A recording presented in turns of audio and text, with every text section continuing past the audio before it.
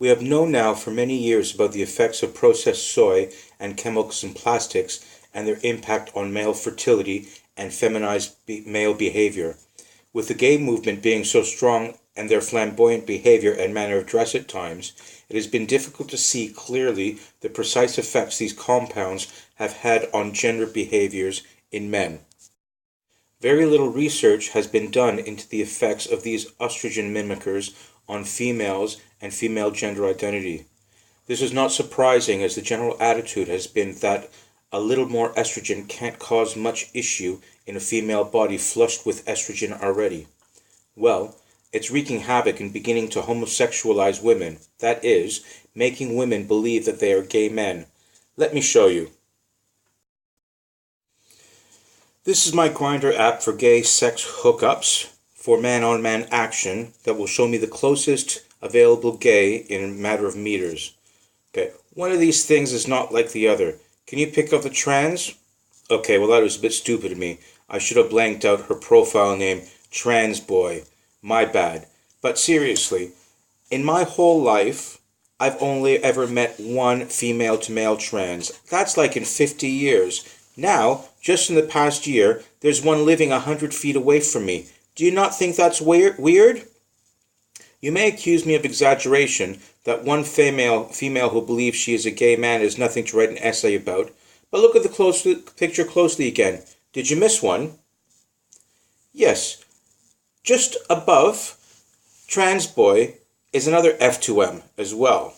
Oh, and what about the one to his left? Yes, she is also F to M. Now, do you see the pattern? All these females live within 50 meters of my flat. And what do all these have in common? They all believe they're gay men. They have gender dysphoria and body dysmorphia. These females are having their breasts removed and taking testosterone to pass as gay men. They are constructing penises made from strips of skin from their arms. They're emasculating themselves. This is the havoc being reaped. These are just some of the females who live in my area who are convinced that they are gay men for some reason. This one's actually really, really attractive. It's hard to believe that it's actually a woman. You know, this one here, I can't believe that's a bonus hole. What kind of a bonus is that? And the last one here just shows the true horrors of what they're actually doing to themselves, actually having their breasts physically, surgically removed, which also entails having their nipples removed, made smaller, and then repositioned into a new place. These are some of the horrors that are happening to females because of the gender-bending chemicals in the environment.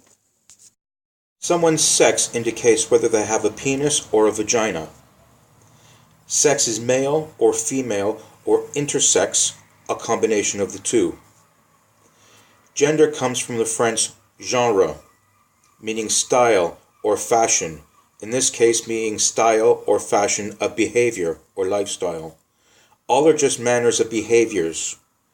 Man, woman, trans, femme, butch, genderqueer, non-binary are all just manners of behaviors.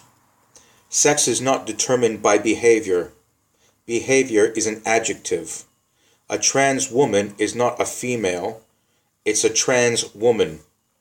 A trans man is not male, it's a trans man. It's not rocket science, it's just science. As a gay fashion designer, I've had hundreds of fag hags, many of whom have told me they felt like gay guys trapped in female bodies. I always thought that was cute, as I took it as an envy, the fun times in clubs kind of thing. Now, with what I observe casually of late, I'm thinking differently. I have literally 14 female-to-male trans living in a 750-meter radius of my flat. This is definitely the effect that gender-bending chemicals are having on female sexuality. I can't help but feel for these poor women. Their sexual preference is fine. It's their female sexual identity that the gender-bending chemicals are having an effect on. They know who they want to sleep with. However, they want to have sex with them as someone else, to be sexually identified as someone else. This is where the gender-bending chemicals in plastics and processed soy are having their most visible effects on females. They all seem to be around the same age, in their 20s. They've come from all over the UK. I've spoken with many people I know from all over the UK, and they say they have also noticed a huge surge in the number of F to M trans where they live. I believe that everything from trans to the non-binary lifestyle surge that we are witnessing is directly linked to the gender identity bending chemicals in the environment. These chemicals are turning females into gay men, males into lesbians, and all the rest into a state of confusion in which they are not sure where they fit in. The medical profession is set on helping both males and females transition into their true selves with the help of hormone replacements of estrogen for males and testosterone for females so that their bodies match their mind. I'm wondering if the opposite should be done in order to make their mind match their body. I've hunted online for research into this subject, but I've not been able to come across anything. As the feminist movement has had little care for the feminization of men, I wonder how they will feel about gender-bending chemicals turning females into gay men. We must clean up the environment or the human race is literally